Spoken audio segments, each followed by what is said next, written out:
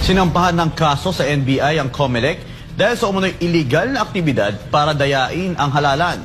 Ayon kina Baguio City Mayor Benjamin Magalong, Vice Mayor Harold Respicio at iba pang complainant. Si Margaret Gonzalez magbabalita.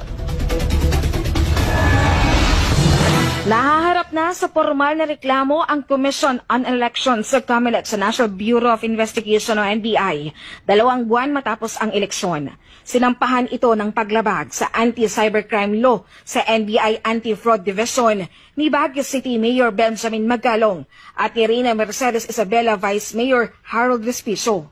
Kasama pa sa mga nagsampa ng reklamo laban sa poll body ay si dating COMELEC Commissioner Augusto Lagman, grupo ng mga bishop, retired generals, mga abogado at iba pa. Alegasyon ng mga nagreklamo, gumamit ang poll body ng software na may 3.5 program version sa automated counting machines noong halalan, gayong 3.4.0 version ang na-audit at nasertipikahan. Gumamit hindi umano ang komisyon ng illegal na intermediary server sa pagpapalabas ng resulta ng halalan.